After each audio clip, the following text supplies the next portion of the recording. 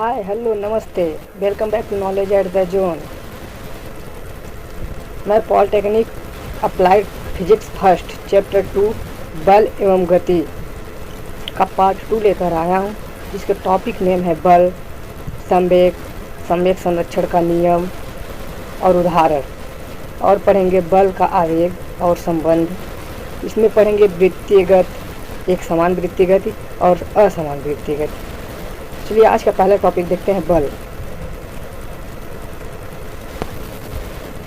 पहला टॉपिक है बल, जिसे वो इंग्लिश में फोर्स कहते हैं। चलिए इसे समझते हैं। बल वह बाह्य कारक है जो किसी वस्तु की विरामावस्था की गति में परिवर्तन करता है या परिवर्तन करने का प्रयास करता है।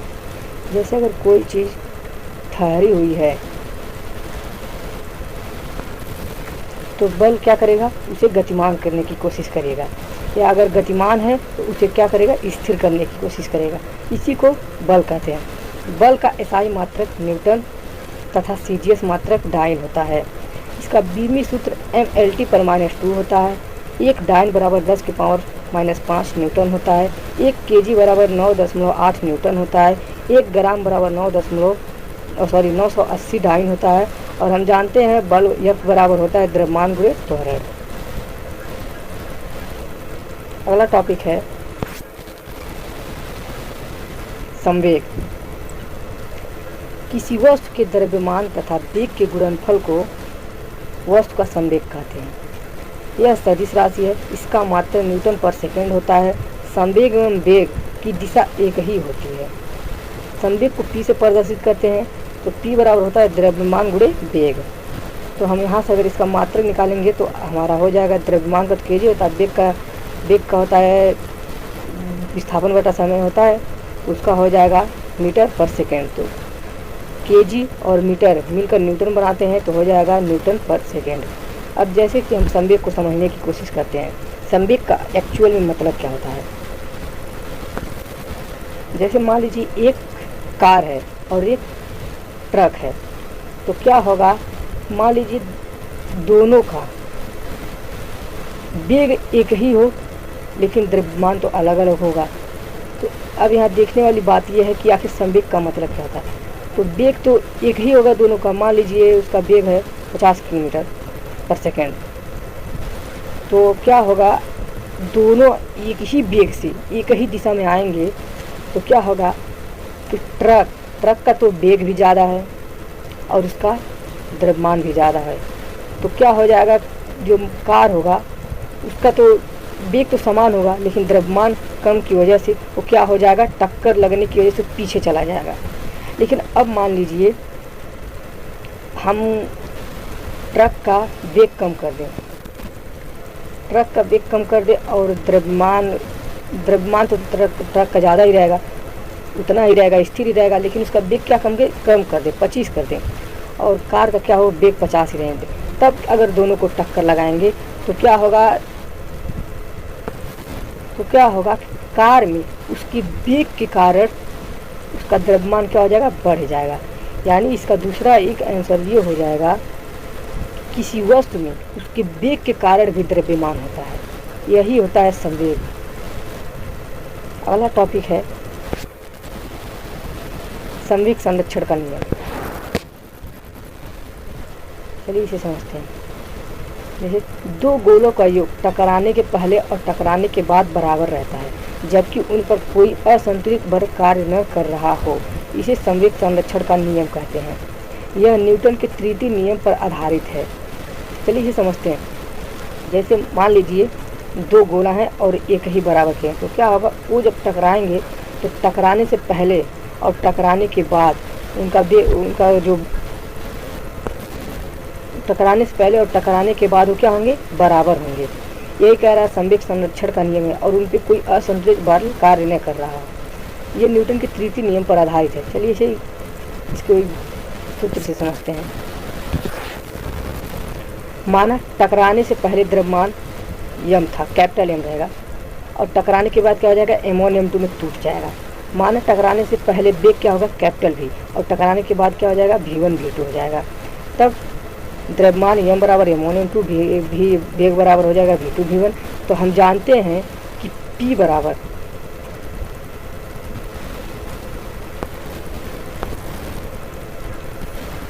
तो माना द्रव्यमान m1 m2 तथा m3, ये वाला देखिएगा, ये वाला ये मत देखिए। और जानते हैं तो m बराबर क्या हो जाएगा, m1 m2 m3 ऐसे बढ़ते जाएगा। इसका वेग क्या हो जाएगा, v1 v2 v3। तो हम जानते हैं संवेग बराबर यानी P बराबर m भी होता है। तो यहाँ P की जगह हम क्या रख दिए, m भी रख दिए। तो m भी रख दिए तो क्या हो जाएगा, अब ये m भी कांस्टेंट रहेगा तो क्या हो जाएगा, m1 m2 plus m2 v2 plus m3 v3 ऐसे क्या हो जाएगा, बढ़ते जाएगा। हम जान रहे हैं कि m भी जो होता है हमारे P के बराबर होता है। तो P बराबर m भी होता है, तो इसलिए m भी की जगह P रख देंगे। और यहाँ m1 v1 तो यहाँ P हो जाएगा, m2 v2 तो यहाँ P v2 हो जाएगा। इससे यहाँ m3 v3 है तो यहाँ P3 हो जाएगा। यही संवेग संरक्षण का नियम होता है। देखिए यहाँ पर सभी गोलों का योग टकराने के बाद क्या हो गया था, अलग अलग हो गया था, लेकिन ये क्या है, बड़े वाले गोले के योग की क्या है, बराबर ही है। अगला टॉपिक है, उसी का उदाहरण है। जैसा कि हम लोग क्लास 9 से पढ़ते आ रहे हैं, बंदूक से गोली चलाते समय व्यक्ति पीछे की ओर हट जाता है, क्यों? चलिए इसे समझते हैं। बंदूक जो होता है गोली को अत्यधिक वेग से आगे फेंकती है, जिससे गोली में आगे की दिशा में संवेग उत्पन्न हो जाता है। गोली भी बंदूक पर प्रतिक्रिया बल लगाती है, जिसके कारण बंदूक भी पीछे की दिशा में उतना ही संवेग उत्पन्न करती है। अब इसे हम अपने थ्रू समझाते हैं। जैसे क्या होता है, जब बंदूक से हम गोली चलाते हैं तो जितना वेग से बंदूक गोली को धकेलता है, वैसे ही गोली भी उतना ही वेग से नहीं, लेकिन उससे थोड़ा कम वेग से क्या होता है, बंदूक को पीछे ढकेलता है। यही कह रहा है, जब ये ढकेलता है और बंदूक ढकेलता है और गोली भी ढकेलता है, तो यही क्रिया प्रतिक्रिया का नियम कहलाता है। और इसके कारण क्या हो जाता है, संवेग उत्पन्न हो जाता है। अब चलिए, माना बंदूक में उत्पन्न संवेग बराबर गोली में उत्पन्न संवेग। तो बंदूक में उत्पन्न, मान लीजिए बंदूक का जो गोली होगा उसका द्रव्यमान m होगा और उसका वेग क्या होगा, v होगा। तो दोनों कैपिटल रहेंगे, capital M into capital V। ऐसे ही बराबर गोली का जो होगा वेग, उसका मान लीजिए यहाँ बंदूक का भार मान लीजिए कैपिटल M और उसका वेग क्या होगा, पीछे जब हटेगा तो v होगा। वैसे गोली का द्रव्यमान कैपिटल M और उसका वेग क्या होगा, u होगा। तो यहाँ से v का मान निकालेंगे तो v बराबर हो जाएगा m into you upon capital M। यही है बंदूक से गोली चलाते समय व्यक्ति पीछे की ओर हट जाता है। इसका कारण है कि क्रिया प्रतिक्रिया का नियम इस पर लागू होता है। अगला टॉपिक है बल का आवेग।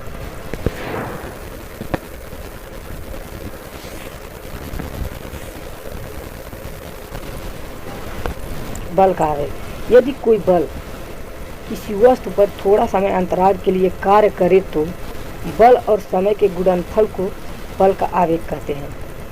यह एक सदिश राशि है, इसका मात्रक न्यूटन सेकेंड होता है और इसे I से प्रदर्शित कर लेते हैं। तो I बराबर होता है बल गुणे समय। अब इसे चलिए समझते हैं। यदि कोई बल किसी वस्तु पर थोड़ा समय अंतराल के लिए कार्य करे तो बल और समय के गुणनफल को बल का आवेग कहते हैं। जैसे मान लीजिए थोड़ा समय के लिए, जैसे कोई लड़का है, हमने उसे एक थप्पड़ मारा तो क्या हो गया, थोड़ा समय अंतराल में क्या हो जाएगा, उसका दिशा बदल जाएगा। अभी तो मान लीजिए इधर दिख रहा था और जो ही हम उसको थप्पड़ मारेंगे उसकी दिशा इधर ऐसे हो जाएगी। तो क्या हो जाएगा, थोड़ा समय अंतराल में उसकी दिशा क्या हो जाएगी, बदल जा रही है। यही है बल का आवेग। यदि कोई बल किसी वस्तु पर थोड़ा समय अंतराल के लिए कार्य करे तो बल और समय के गुणनफल को बल का आवेग कहते हैं। यह एक सदिश राशि है, इसका मात्रक न्यूटन सेकेंड होता है। इसे I से प्रदर्शित करते हैं, I बराबर Ft होता है। चलिए अब इसमें संबंध देख लेते हैं। संवेग परिवर्तन तथा बल में संबंध। संवेग परिवर्तन क्या होता है, संवेग परिवर्तन मतलब जैसे हो जाएगा m2 v2 minus m1 v1, ये क्या हो जाएगा, परिवर्तन। अब इसे हम चलिए समझें। डिनोट डेट जैसे कि हम जानते हैं बल की परिभाषा से यह बराबर m में होता है। अभी हमने बल का आवेग पढ़ा, I बराबर Ft होता है। तो हम क्या करेंगे, यहाँ गज का पहले नियम से, गज के पहले नियम का सूत्र, गज का पहला समीकरण क्या होता है, v बराबर u प्लस at होता है। तो वहाँ से हम a का मान निकालेंगे तो a बराबर हो जाएगा v minus you upon t। और यही क्या होता है, ये त्वरण होता है, यही त्वरण बराबर क्या होता है, वेग में परिवर्तन बटे समय अंतराल। तो वही निकला है यहाँ। अब हम ए का मान क्या करेंगे, ए का मान समीकरण 1 में रख देंगे। तो यह बराबर यम ए की जगह रख देंगे हम क्या, भी माइनस यू अपन। यहाँ जो भी होता है वो क्या होता है, अंतिम वेग होता है, और यू जो होता है प्रारंभिक वेग होता है, और टी समय होता है। तो यहाँ यह बराबर यम कोष्टक में भी माइनस यू अपन टी हो जाएगा। अब यह का मान समीकरण 2 में रखने पर, समीकरण 2 में मतलब आई बराबर एफ टी में रखने पर, तो आई बराबर यम रहेगा, आई बराबर यम, एफ की जगह रख रहे हैं यम हो जाएगा, और भी माइनस यू अपन टी और इंटू टी, टी से टी क्या हो जाएगा, खत्म हो जाएगा। तो आई बराबर यम कोष्टक में भी माइनस यू हो जाएगा। और इसे हम थोड़ा सा और सॉल्व करेंगे तो हो जाएगा आई बराबर यम भी माइनस यम यू। अगला टॉपिक है वृत्तीय गति। चलिए अब इसे समझते हैं। जब कोई कण वृत्त की परिधि के अनुदिश गति करता है तो इस गति को वृत्तीय गति कहते हैं। जैसे मान लीजिए कोई गोला है,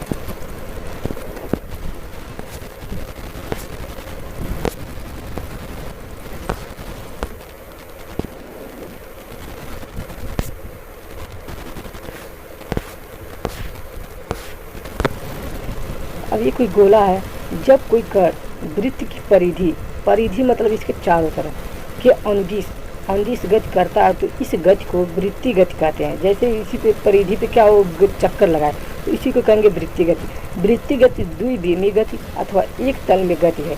इस गति में वेग की दिशा लगातार बदलती रहती है। जैसे मान लीजिए अभी मान लीजिए वो यहाँ से ऐसे जा रहा है, तो अभी इसकी दिशा इधर है, कुछ समय बाद इसकी दिशा इधर हो जाएगी, कुछ समय बाद इधर आएगी तो इधर हो जाएगी, फिर इसे इधर हो जाएगा। तो क्या रहा है, इसका गति क्या हो रहा है, इसका वेग लगातार वेग की दिशा क्या हो रही है, बदलती रहती है।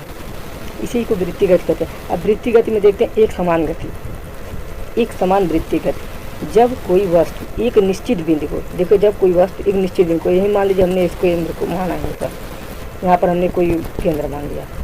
अब क्या होगा, जब कोई वस्तु एक निश्चित बिंदु को केंद्र मानकर उसके चारों ओर वृत्तीय पथ पर एक समान चाल से गति करती है तो उसकी गति एक समान वृत्तीय गति कहलाती है। एक समान वृत्तीय गति का मतलब जैसे होता है, यहाँ से यहाँ तक मान लीजिए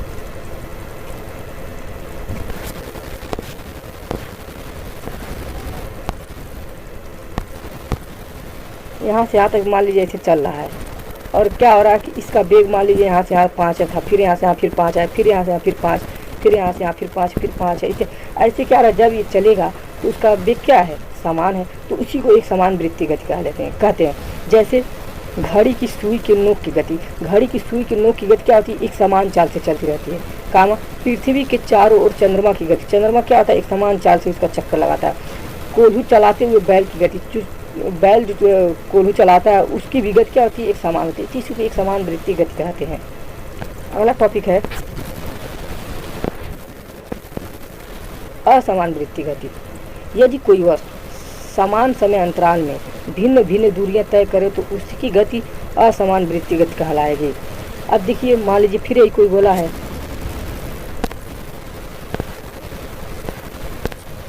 ये कोई गोला है,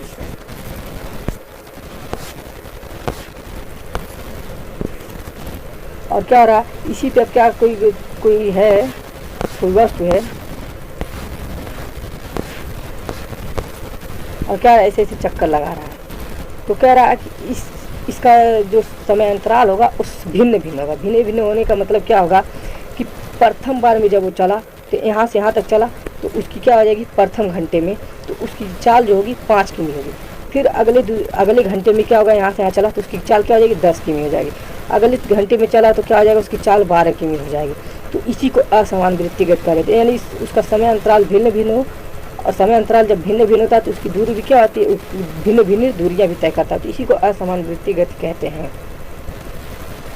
अगर वीडियो पसंद आए तो प्लीज़ लाइक, शेयर और कमेंट करें। Thanks for watching my video. मिलते हैं नेक्स्ट टॉपिक के साथ, तब तक के लिए बाय बाय, टाटा।